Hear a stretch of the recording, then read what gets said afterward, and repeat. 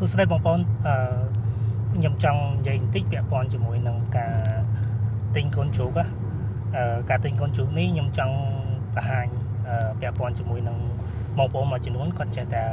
ទិញកូនជ្រូកហើយទិញមកចង់ប៉ះជាមួយនឹងកូនជ្រូកក្រិនណាអញ្ចឹងបញ្ហាអីបានធ្វើឲ្យកូនជ្រូកក្រិនហើយហេតុអីត្រូវប្រុងប្រយ័ត្នហើយយើងមើលដឹងដោយរបៀបណាសម្រាប់បញ្ហានៃកូនជ្រូកក្រិនហើយកាលណាបើក្រិនគឺវាអត់ធំទេមានហាញចំទៅគឺអត់ធំអត់ស្ទុះហើយស៊ីតែចំណីច្រើនតែវាអត់ធំហ្នឹងធ្វើយើងមានការខាតបង់ហើយបញ្ហានេះវាកើតមានជាក់ស្ដែងចំពោះបងប្អូនដែលគាត់បានចំជ្រូកហើយតែងតែកើតជារឿយប៉ុន្តែគាត់នៅតែ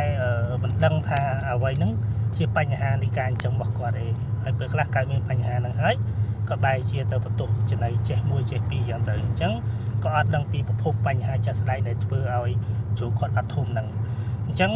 ក្នុងន័យមួយដែលខ្ញុំចង់បង្ហាញមានន័យថានៅពេលដែលយើងទិញយើងមើលឃើញក្នុងភ្នែកគឺកូនជ្រូកហ្នឹងវាធំតែធំគីឡូធ្ងន់ជាគីឡូដែលក្រោយពើផ្ដាច់ដោះ25ថ្ងៃឬក៏ជាគីឡូដែលធ្ងន់ក្រោយពើបំពន់ផ្ដាច់ដោះក្រោយផ្ដាច់ដោះហ្នឹងយើងបំពន់10ថ្ងៃឬក៏កន្លះខែអញ្ចឹងចំណុចនេះវាបែងចែកខុសគ្នាបងប្អូនខ្ញុំសូមបញ្ជាក់ខាងវិញតើជ្រូកផ្ដាច់ដោះដែលធំល្អដែលបងប្អូនមើលឃើញក្នុងភ្នែកហ្នឹងគឺជាគីឡូក្រោយពើផ្ដាច់ដោះរយៈពេល25ថ្ងៃឬក៏30ថ្ងៃទី2គីឡូដែលធ្ងន់ល្អដែលបងប្អូនបានមើលឃើញក្នុងភ្នែកហ្នឹងគឺជាគីឡូដែលក្រោយពើផ្ដាច់ដោះដែលយើងបំពន់ក្រោយពើផ្ដាច់ដោះ10ថ្ងៃឬក៏កន្លះខែក្នុងន័យនេះខ្ញុំចង់សង្កត់ធ្ងន់ថាបើសិនជាគីឡូធ្ងន់ដែលកើតចេញពីការបំពន់កូនជ្រូកក្រោយពើផ្ដាច់ដោះ10ថ្ងៃទៅកន្លះខែភាគច្រើនគឺជាជ្រូកដែលមានបញ្ហាក្រិននេះហេតុអីបានជាខ្ញុំហ៊ាននិយាយភាសាបែបនេះពីព្រោះបញ្ហាដែលវាគ្មានហេតុផលណាមួយ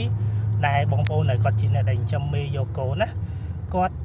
ទៅជាបំពន់កូនជ្រូកបន្ថែមទេតែផ្ដាច់ដោះហើយគឺគាត់ចង់តែលក់កូនជ្រូកចេញដើម្បីបានលុយហើយហើយបានជាគាត់ត្រូវបំពន់កូនជ្រូកនឹង10ថ្ងៃក្រោយផ្ដាច់ដោះឬក៏កន្លះខែក្រោយពើផ្ដាច់ដោះអញ្ចឹងវាអត់មានហេតុផលណាចាំបាច់ត្រូវបំពន់ទេលុះត្រាតែកូនជ្រូកតែគាត់ផ្ដាច់ដោះត្រូវលក់ហ្នឹងវាមានបញ្ហាសុខភាពឬក៏វាមានបញ្ហាក្រិនឬក៏រាងវាស្គមស្គាំងបានជាគាត់ត្រូវបំពន់ដើម្បីឲ្យជ្រូកហ្នឹងវាមានលក្ខណៈ